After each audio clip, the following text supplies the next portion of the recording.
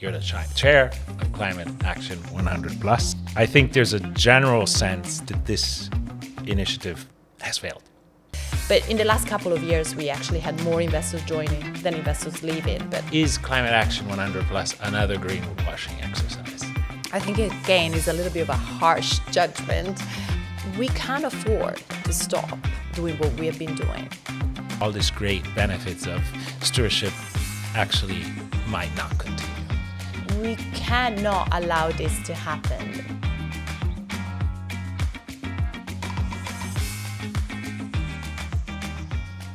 Welcome to Sustainability Wired, the show that plugs into the thinking that moves sustainable finance. I'm Lorenzo, the Chief Sustainability Officer at Clarity AI, and I'm excited today to take on one of the pillars of sustainable and responsible investment, which is active ownership and stewardship. So we were thinking of how to actually take this subject forward, and we thought, look, we need someone that has a really good history about in the field and understands where it comes from, but then we wanted someone that could look into that crystal ball and tell us what responsible investment and stewardship in particular might look like. And so I'm delighted to have a former colleague on the show, Valeria Piani. Valeria, welcome to the show. Thank you very much. Very excited to be looking into the crystal ball. Yeah, well, I'm sure there's a lot of things to look there, and I'm not sure how easy it is going to be to look into that. But look, we're delighted to have you also because I think you can bring 20 years almost of experience in stewardship. What got you here? What got you excited into this? Or did it just fall off like an inspiration, or was it actually part of the journey that you had in your youth? It was a journey, I would say. Definitely didn't click in my mind straight away. But as with everything, I think there are signs of where your life is leading or your passion is leading early on in your life, right? And my first experience with ESG was really back into 1992. I was a child. I had a subscription to what is the equivalent of the UK week here.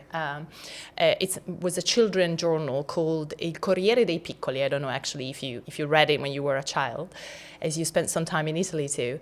And so I would receive this journal every week, and there was a section in the journal where children could write their own opinions and write letters to the editor. And at that time, that year, the Earth Summit happened in Rio. Okay. And it was the first UN conference on environment and development.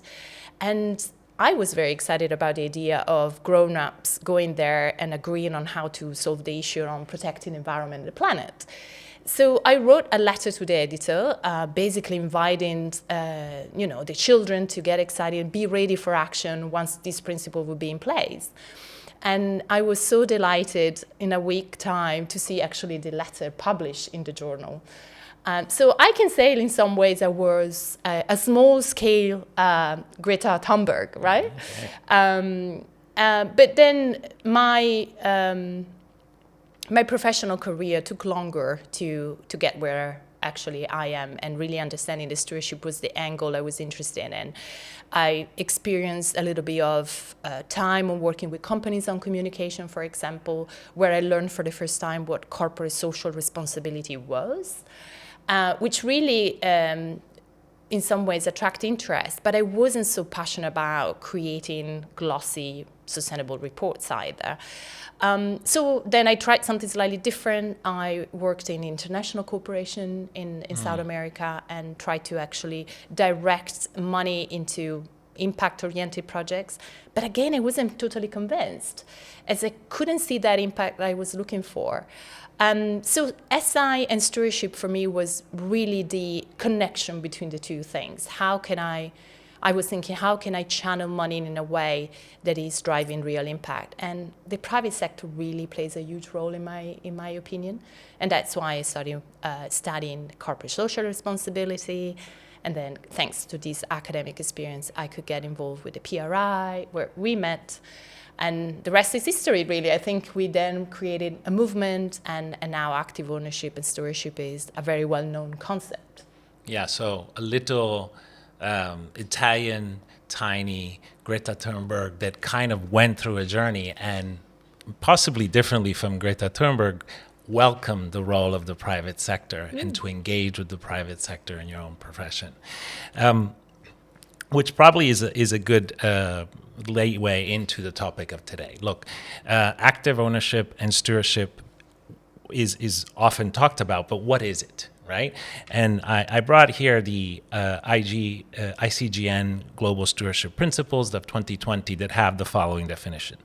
Stewardship is the responsible management of capital entrusted to institutional investors that includes active oversight of investee companies to promote long-term value creation and the sustainable benefits for the economy, the environment, and society. So this kind of says what it is and why it's being done and how it's done, having seen also how you've been taking this on at the PRI when we work together, there's clearly the engagement component, so the collaborative approach to dialogue with companies, either to get them to disclose more on how they're looking at ESG issues or to actually change behavior.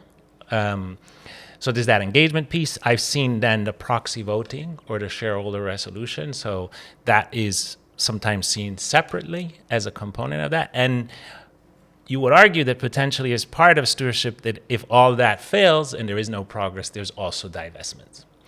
So we talked about, so there seems to be clear what, a clear why, a clear how. So why is it that instead every time you end up talking to people about what engagement or stewardship is, there doesn't seem to be a clear sense? Did I get it right? As I actually define what it is, what's its content, and what its purpose is, or is there another framing?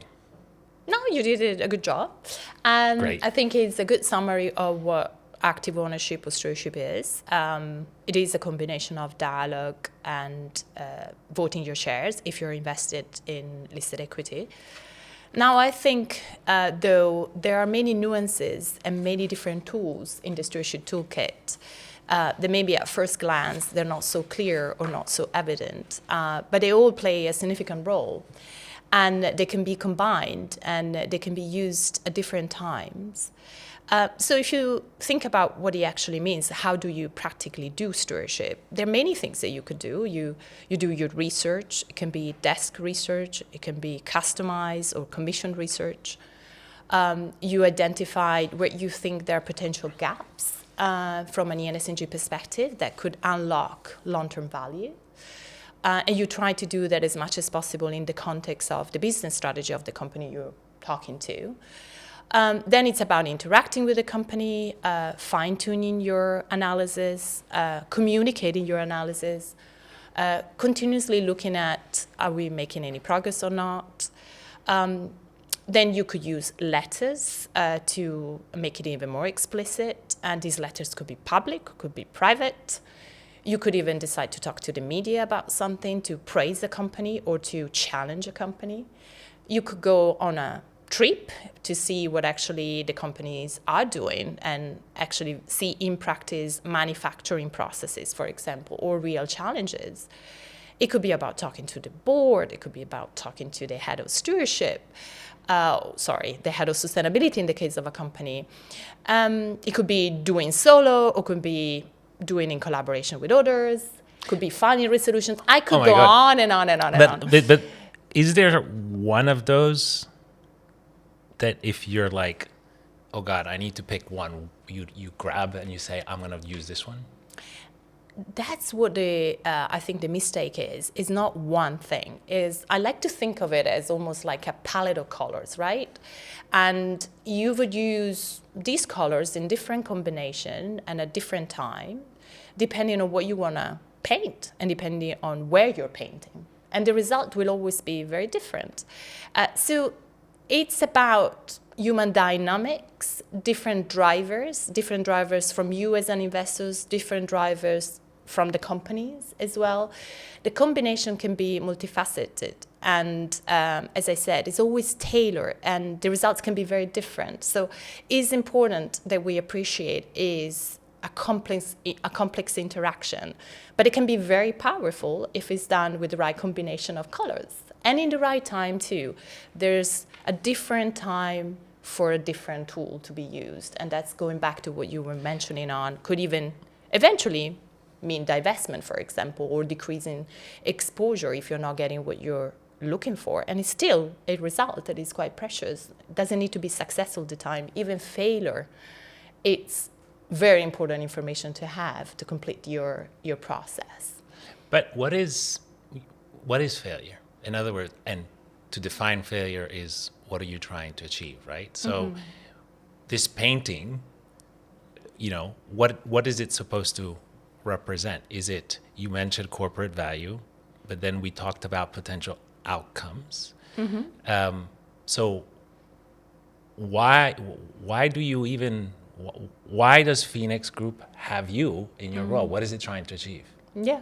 Well, as you mentioned before, there are different interpretations of what it is. And I think the industry still is trying to find their own way and to define it. So our definition of stewardship is very much a two-way dialogue with an outcome in mind. So you're going in because you want to change something, and because by changing this something, you think you unlock over the long-term financial returns. And it could be as simple as you want a company to set decarbonization targets, or a company to do a proper due diligence on human rights, risks, and impacts.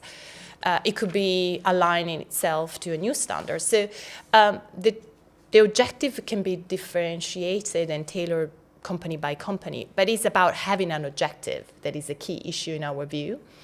Now, of course, we also hear from our managers that there are many interactions where they talk to companies to collect information and get a better insight of what the business strategy is about, or supporting the company to disclose more information because they need more data to, again, better inform their investment decision-making process. These interactions are absolutely legitimate, but they're different, and they should be labeled and reported to us as asset owners in a different way, in our view. I think a lot of the asset owners will not potentially have that many resources to address this. So is this something that you would recommend, or when does an asset owner do this versus when do you just delegate it to an investment manager? Is there like a reason why one is better than the other? I think that by definition, when you're an asset owner and you are outsourcing your investments to asset managers, you're also recognizing that they need to play a role on engaging with the companies investing on your behalf. Yeah. And the asset owners should not replicate or overlap all the time with the effort of their managers. Of course, if you are an asset owner with the scale and the resources, it's important to do your activities in-house as much as you can to understand what it's all about, because then you need to oversee what the managers do, and you can only have very impacting and insightful conversation with someone if you know actually what it's all about, right? So if you have the resources that asset owner, I would say absolutely do it yourself as well. And it's important for the companies to hear the long-term view of an asset owner perspective as well. But let's say you are resource constrained and you're small. I think it's important that you are very sophisticated in the way you assess how the asset managers are doing this on your behalf. So you get the right information from the managers, you request the right information from the managers, you have oversight meetings to understand stewardship in action with clear case studies. And again, what we talk about, you're very clear on what you mean with engagement. Are you after engagement for results, or you're after for engagement for insights? So I think it's important that these oversight capabilities reinforce and strengthened. Another thing that is very important, I think the asset owners make it clear for the asset manager, it's not a race for numbers, it's a race for results. And I keep saying it everywhere I go, conferences I speak at, less is more, and more than anything else in stewardship, less is more. So in this relationship you've had with asset managers, have you seen cases that are particularly good that you're like, that's really been a service I've really enjoyed? And have they been just very disappointing elements? So if you can pick one of both. I think in terms of interactions with managers, the most interesting ones are where I can actually see a real life example where the NSNG analysts have been working very closely with the PM or the investment analyst. They created a case together. They've been in the rooms together. They identified issues, created a relationship, were very clear on the objectives, and they were able to report back on the progress against these objectives. And they, even better so, if they then showed how they translated that into the way they voted their shares, for example, or how they decided to decrease or increase the exposure of that company in the portfolio. And being walked through a clear case study for me is a quite interesting case. More disappointing interactions have been probably around what we talk about in terms of reporting and showing a data set of engagement interactions that is clear and it shows outcomes. We had, for example, a very large asset manager working with us for quite a long time that is considered a leader on stewardship and is often, hitting the headlines with a clear example of outcomes and action. But when we asked to see this information tailored for the mandates and assets that they were managing on our behalf, we couldn't get any data. And it was clear that while there was a lot of effort on engaging and speaking to companies, there was not an equivalent effort in investing in the reporting and tracking system, which might sound very boring and useless at first glance, but actually is fundamental, because if you track the interactions, if you track engagement objectives and progress, internally you foster relationships. So your ENSNG analysts can share information in a structured way with the investment analysts and vice versa.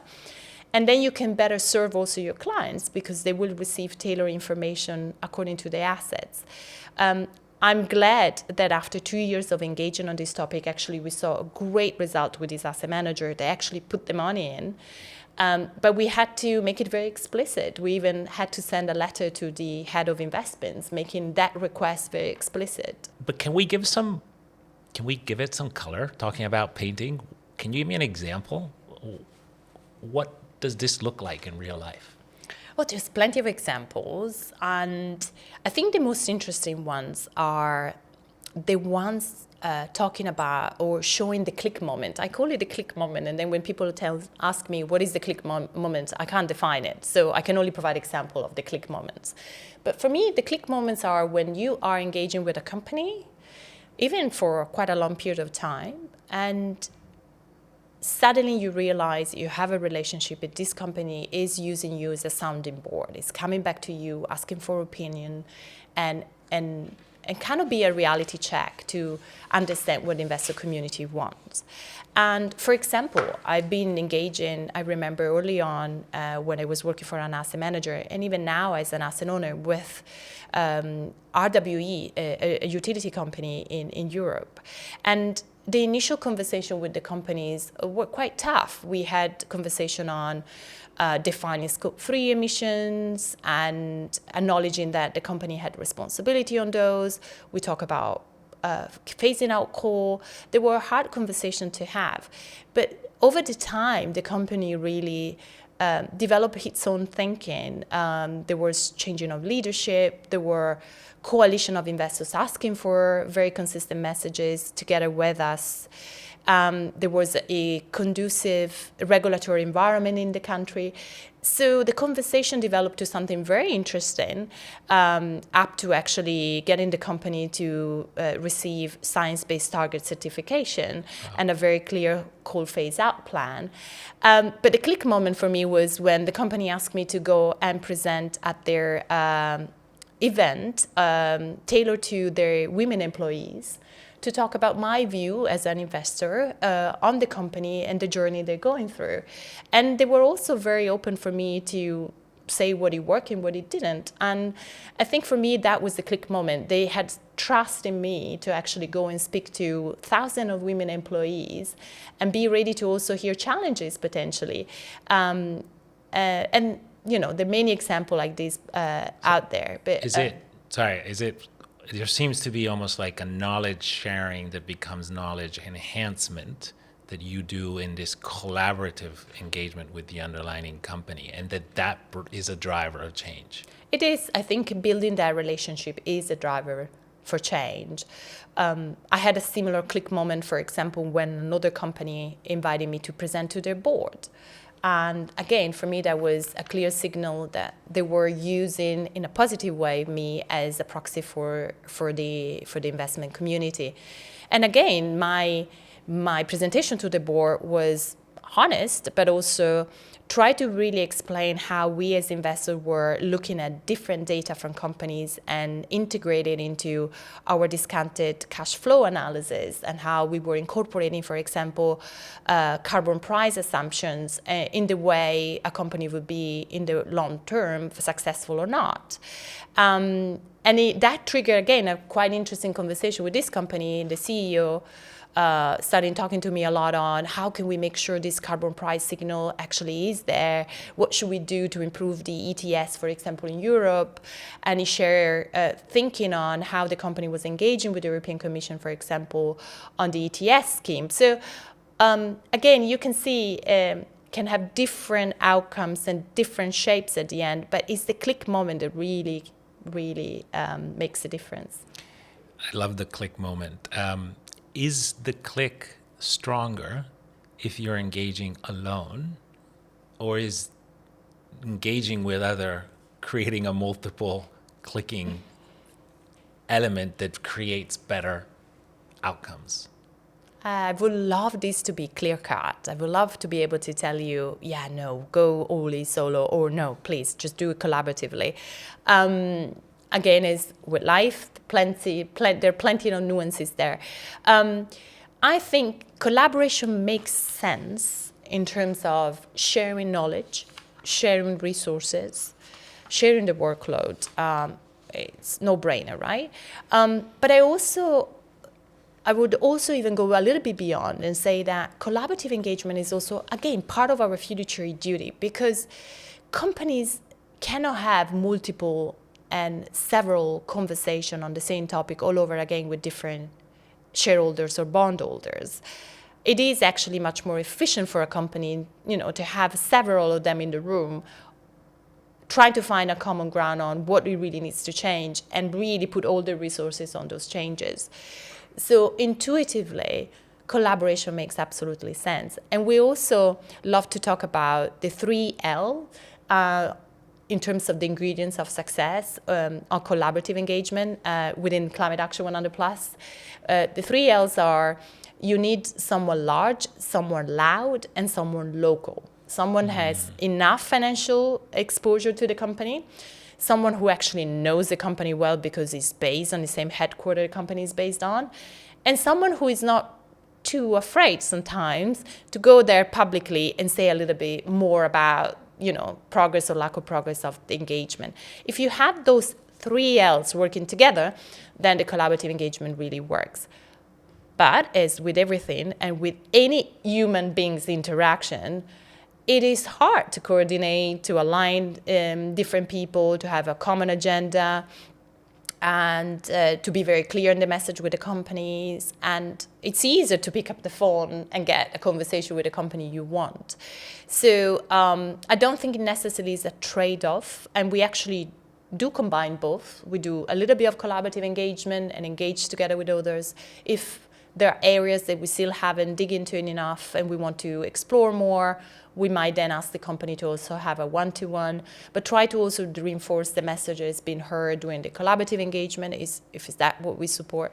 So not necessarily is it either or, but you need to be conscious of pros and cons of both. You brought up collaboration as a valuable tool. You're saying that it helps bring success, but a Bloomberg article of a couple of years ago kicks off with the title saying most Climate Action 100+ companies are failing on emissions. You're the chair of Climate Action 100+. I think there's a general sense that the initiative has been relatively successful on driving disclosure from on climate. But then as soon as that there was a shift or a requirement of shifting business models and of actually bringing in change, that this initiative has failed. Do you think that's fair? Is Climate Action 100 Plus another greenwashing exercise? I think, again, is a little bit of a harsh judgment. And of course, I'm biased, but I've been involved in Climate Action 100 Plus since pretty much the beginning as a practitioner, as an investor involved in several coalitions. I joined the steering committee only a couple of years ago, and I've been the chair only for a few months. And it's a great experience, as the steering committee members are all very experienced investors with a lot of local and regional perspective. I think with no doubt we wouldn't be here talking about net zero commitments, more equipped boards of companies in terms of climate skill sets, and much more sophisticated disclosure and transition plans without Climate Action 100 Plus. I think the amount of success and developments that we achieve with companies, or even acceleration of these developments, were very significant, especially at the beginning, right? And some people would say these were the long-hanging fruits. Now it's the work is hard, and potentially, but I think as a minimum, those coalitions accelerated actions in terms of better disclosure, better governance, and more commitments. Last year's report also showed that we had the largest number of Climate Action 100 Plus companies actually reducing emission intensity. So it's really not just about commitments. We're starting seeing this in terms of decarbonizing the footprint. And I think headlines are much more attractive when it's about large asset managers leaving the most important and global collaborative engagement out there. But in the last couple of years, we actually had more investors joining than investors leaving. But of course, that doesn't meet the headlines. There is an interesting academic study that it was published during the Climate Action London Week. London Climate Action Week, to be correct. That was issued by the Wharton School, and they have been researching Climate Action 100 Plus and the companies targeted for a number of years. And they were able to see that there were evidence of Climate Action 100 Plus companies decreasing emission intensity again when coalitions were in place, and the countries where these companies operated had some level of climate laws and climate regulation. So the combination of having a regulatory framework that it was supportive and having coalitions of investors asking for accelerated action really had a positive impact. But also, most interestingly, which I think is quite interesting when to talk about what is the real impact of stewardship, they demonstrated that also there was a knock-off effect on companies that they were not targeted by Climate Action 100 Plus, but had board members overlapping with board members in Climate Action 100 Plus companies. So in a way, also these companies, even if they were not directly engaged, demonstrated some level of emission reductions. Because companies operate in ecosystems, they are connected, they compete with each other, and they constantly look at each other. So you might be engaging with one company today, but the peers are watching. And if you are able to get a company to get a certain competitive advantage, peer companies and competitors will be watching this space. Look, I think I'd like to contextualize all this into the current headwinds or ESG backlash that the industry is facing. Most investors will have an important part of their assets invested in the US. In the US, it seems that, certain themes or certain approaches to investments are becoming increasingly at risk of being sued or being challenged politically. Just think of DEI, but I don't think it stops there. And one of the tools we talked about, which is collaborative engagement, is at particular risks as it's seen as a potential anti-competitive behavior. I've seen a Senate hearing where there was, I think, I can't remember which organization, but it was 4 hours of incredibly challenging statements, including some of the investors in the U.S. So, and you know, some have said that some of this is actually coming across the pond and spreading more globally, and that there's a risk that we need to take a step back, and that all this great benefits of stewardship actually might not continue.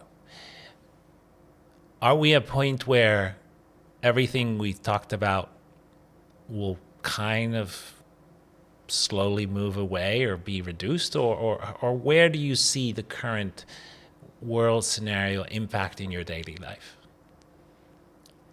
I would like to think of it as we're victims of our own success in a way. Potentially ESG is becoming so politicized and so interesting for the stakeholders to look at because we had an impact and because we created noise. And that's the first consideration. Another one is we can't afford to stop doing what we have been doing. We haven't solved the issue. We haven't solved climate change. We're just starting to grapple in the concept of nature loss and what we need to do about it. There's still plenty of human rights violation out there. We cannot afford to stop having this conversation with companies. And the companies themselves have not stopped taking actions. They need to create a business model that is resilient over the long term. They cannot switch on and off capital allocation decisions or strategic decisions. And I had an interesting conversation with a non-executive director of a highly emitting company. And she was mentioning how frustrating it was for companies that actually locked in investments for a certain period of time in new solutions and decarbonization levers, and then realizing that ESG is not top of the agenda of investors anymore. So we cannot allow this to happen. We should still supporting the companies to take bold actions when it's needed. Now, the situation in the US, of course, is creating a chilling effect and is creating a lot of uncertainty and ambiguity, and probably on purpose. But if you look at, again, behind the headlines, and I would encourage anyway everyone to get their own legal opinion about this, but the legislation, even in the US, is still not going against collaborative engagement. There's clear explanation on when you are potentially acting in concert and when you're not, and when you potentially need to file a 13G versus a 13D. And these legislations are still there. They've not been overridden as we speak. But also collaborations don't just happen through engaging together with companies in the same room. There are many different types of collaborations that we have and we need to have in place. It could be about working together to identify the real decarbonization levers in a sector, understanding the value chain connection between suppliers and customers. It could be about understanding what are the real regulatory barriers for some companies to move and trying to work together with the companies to solve these barriers. And also there's another point on the US is not the entire world. We engage and we invest in many other regions. And if you look at how still live some of these coalitions are in Europe, for example, or in emerging markets, or in South America, there's plenty of cases of real live examples that people can still join. So again, I think we need to redimension or rethink about maybe how we frame it versus how we do it, right? It's not a matter of should we do it or not. It's a matter of how do we present what we're doing. Look, I'd like to shift to the role of AI as you look at engagement. we're finding that in the conversations we're having with institutional investors, AI is increasingly taking a place in their investment decision-making process, but also in the active ownership space, that there's a recognition that the advantages of AI and some of the challenges of AI have a specific role within stewardship activities. What does that look like for you, both in terms of practical things you may be doing or where you think it could be going? I'm excited about it. As I explained, we spend so much time on researching companies, interacting with the companies, taking notes about all the information they share with us. We spend even 6 months sometimes to be prepared before we have conversations with the companies we selected. If we can use this time smartly, we can allocate more resources to the dialogue, right? So I can see AI as potentially an efficient tool to look at all the disclosure from the companies and understanding, for example, if they're meeting our expectations on the issues that we selected as a priority. So potentially we can save some time there. I'm also looking at this as a way of comparing disclosure over a certain period of time and identifying trends. Is the company going backward or not? Or is it actually improving? So there's potential there. It's not just about researching companies, though. Could also be helpful to research our asset managers. We spend so much time on monitoring their policies, commitments, integration processes, stewardship activities, reporting. So if we could plug all these stewardship reports that they share with us and compare them with our expectations again, it would be great. And then we can spend more time on what we think actually they should do better. Another interesting development could be on when we interact with the companies. As I said, we take very detailed and sophisticated notes to make sure we can actually grab commitments, directions of travels, intentions, and having a tool that potentially can collect all of this in one place and summarize it, that would be paradise. So we are piloting it internally, and interestingly enough, also, Phoenix also has developed some guidelines on how to use AI responsibly, because as you all know, it can consume 4 or 5 times more energy than just a normal online search engine. And it also consumes a tremendous amount of water because the data center needs to cool off quite a lot. So we have been issuing some guidelines to our employees to use it responsibly. One thing that made me laugh is you shouldn't actually say thank you or please when you create your prompts, because that's more words. This is more energy and water consumed. So you don't need to be polite with your AI tool. And you just need to be very smart and efficient in the way you create your prompts. And also diligently questioning, do I need AI for this, or can I just go and research it online? And basically choose when to best use this tool. So yeah, definitely an area to explore, and I'm hoping it's going to empower the stewardship professionals over the time. So there seems to be a lot of potential value, which is great, and there seems to be also a message of try to be rude and dismiss ChatGPT once in a while when you use it. Yeah, don't get offended, ChatGPT. Look, we deep dive in so many different things. I think we need to start heading towards the end. The first thing I'd like to do is our quick fire round. Basically, I'll ask you a couple quick questions, fast replies with just a slight mention of the reasoning. So I'll kick off with stewardship, collaboration or confrontation? Collaboration, of course, because it can open doors. Why confrontation might not build that relationship that we were talking about. Okay. The most effective engagement you've ever seen in one sentence? The appointment of a non-executive director with a very strong sustainability profile in a highly emitting company. And it was so evident over the time that contributed to the company to actually take much bolder action on climate change. Okay. One company that you really would like to engage with, which you haven't yet?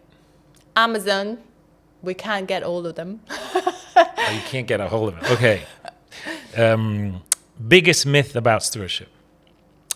That is just a very polite conversation that never ends, doesn't have any outcomes. Okay. And what do you do when a CEO ghosts you? Oh, different things. We talk about the toolkit. So I would talk to other investors, try to see if there are collaborative initiatives that we can join.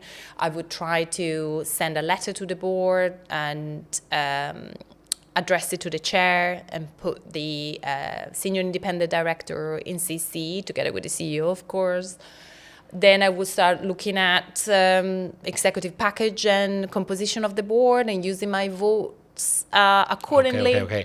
Basically, the toolkit. The toolkit, sorry. All right. Yes, too long. It had to be a sentence. Stewardship or divestment? Which has more impact? Stewardship first, divestment as the last resort, as you lose your voice when you divest. So if you're given the mic at a company's AGM for 1 minute, what do you say? 2 things they did very well and 2 things they need to improve on. Okay. True or false? Stewardship happens better behind closed doors. Often. All right.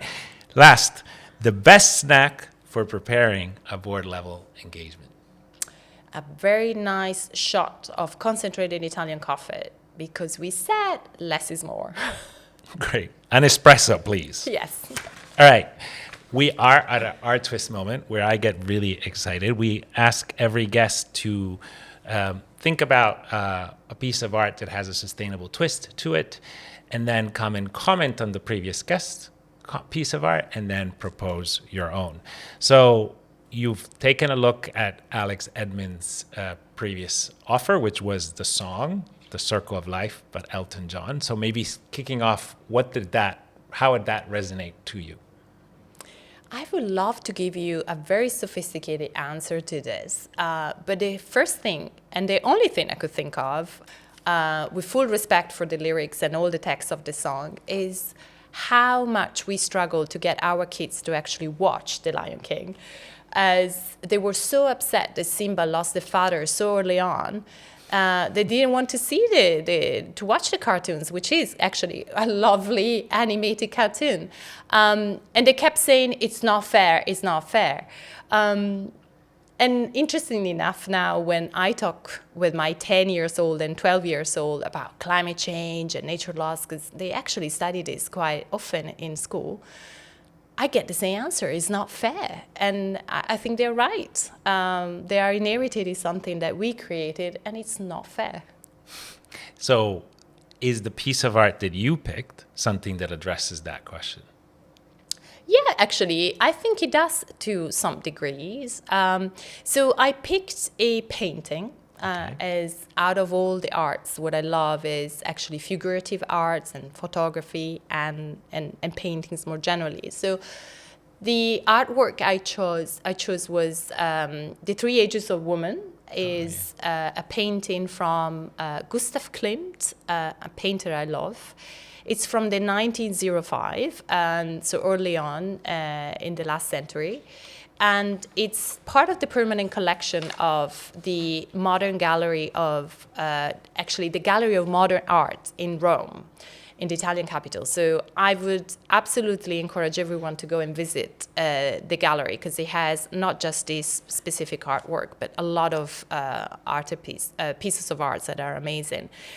Why I decided to select this painting is because it's very much about the circle of life, or in some ways, in relationship between generations. You can see a child, you can see an adult, and you can see an elderly woman all in one place. And this is sustainability, right? Is meeting the needs of today's generation without jeopardizing the ability of the next generation to meet their own needs. And I love the painting also because it has all the elements of the planet and nature, right? So you have the water stream cuddling the child, you have flowers in the hair of the woman, there's earth around the elderly woman, there's even particles of air and fire on the background. So you see all of the elements of the world we live in. And of course, I love the fact that it's about women. And when we, for example, look at our customers and what they really care about, what it always strikes me is women always stand more than men to tell us that they care about sustainable investing. They want to make returns, but they don't want to actually harm the environment and society by doing so. But also what it worries me a lot is the same women also tells us that they don't feel equipped to make investment decisions because they don't feel they have enough understanding of how finance works. So they care, but they're limited.